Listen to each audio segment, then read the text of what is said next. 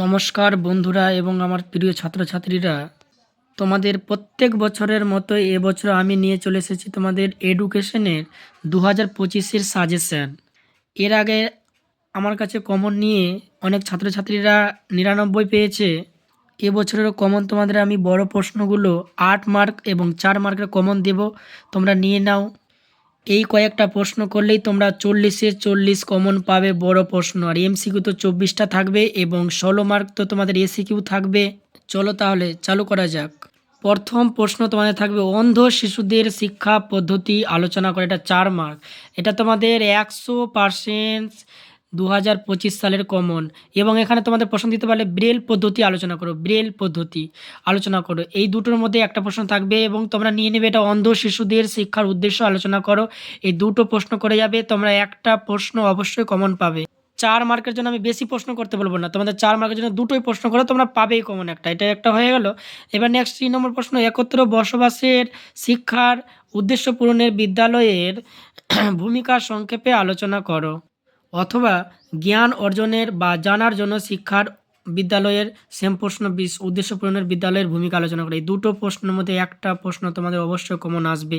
এবং যারা ভালো ছাত্রছাত্রী তাদের জন্য একটা প্রশ্ন আরও কমন আছে এখান থেকে, সেটা যে তোমাদের কর্মের জন্য যেহেতু এর আগে চলে এসেছে, তোমাদের মানুষ হওয়ার জন্য শেখায়। 3টা প্রশ্ন করলে একটা প্রশ্ন তোমরা পাবেই, অন্য চ্যাপ্টার করার দরকার নেই। এই তিনটা প্রশ্ন করলে একটা কমন, আর এই অন্ধ শিশু করলে একটা প্রশ্ন। তাহলে এখানে 4 আর এখানে 4, আমরা 8 পেয়ে গেলাম। মনে রাখবে এখানে আমাদের 8 হয়ে গেল। এবার তোমাদের এই প্রশ্নটা, পরিণমন কাকে বলে, শিক্ষাক্ষেত্রে পরিণমনের ভূমিকা। নেক্সট, আগ্রহ কাকে বলে, শিক্ষাক্ষেত্রে আগ্রহের ভূমিকা। প্রেরণা কাকে বলে, শিক্ষাক্ষেত্রে প্রেরণার ভূমিকা। এই 3টা প্রশ্নের মধ্যে তোমাদের একটা শিখন থেকে থাকবে, তোমরা একটা প্রশ্ন পড়ে যাবে, 3টা পড়ে যাবে, একটা প্রশ্ন পেয়ে যাবে।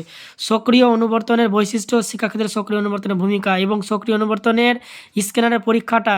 এই 3টা প্রশ্নের মধ্যে তোমাদের একটা প্রশ্ন থাকবে শিখন কৌশল থেকে, এবং অন্তর্দৃষ্টিমূলক শিখন কৌশলের বৈশিষ্ট্য পড়ে যাবে।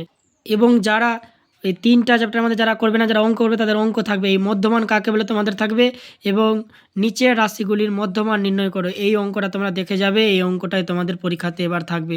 তোমাদের এবার গড় করতে দিবে না, তোমাদের এবার দিবে মধ্যমান করতে দিবে। মনে রাখবে এই অঙ্কটার মধ্যমান করতে দিবে। তোমরা যারা নোটস করবে না তারা অঙ্ক করবে। তোমাদের একটা সুবিধা যে যারা শিখন থেকে নোটস করবে তারা একটা শিখন থেকে নোটস করে নেবে, এবং যারা অঙ্ক করবে তারা অঙ্ক করবে। যারা অঙ্ক করবে না তাদের জন্য এই প্রশ্ন সবটি করবে। এখান থেকে অবশ্যই দুটো প্রশ্ন কমন পেয়ে যাবে তোমরা। এবার চলে আসো, শিক্ষায় সমসুযোগ বলতে কী বোঝো, সমসুযোগের ধারণাটি আলোচনা করো। এই প্রশ্নটা তোমাদের 100% তোমাদের থাকবে। এবার প্রাথমিক শিক্ষা সংক্রান্ত কোঠারি কমিশনের সুপারিশগুলি আলোচনা করো, এই প্রশ্নটা করে যাবে। বিশ্ববিদ্যালয় শিক্ষা কমিশনের গ্রামীণ সংক্রান্ত সুপারিশ আলোচনা করো। জাতীয় শিক্ষানীতির 1986-এর মূল সুপারিশগুলি আলোচনা করো। এই চারটা প্রশ্ন তোমাদের দিলাম। এই চারটার মধ্যে তোমাদের 3টো প্রশ্ন থাকবে, 3টা প্রশ্ন থাকবে, যে কোনো দুটো প্রশ্ন করতে হবে, 16 মার্ক। তাহলে তোমরা এখান থেকে পেয়ে যাবে কত মার্ক, 16তে 16ই পাবে। তিনটা থাকবে, যে কোনো দুটো করতে হবে। 16 পেয়ে গেলে তোমরা এখান থেকে পেয়ে গেলে 16 মার্ক। কত হলো, 16 16 32 হয়ে গেল।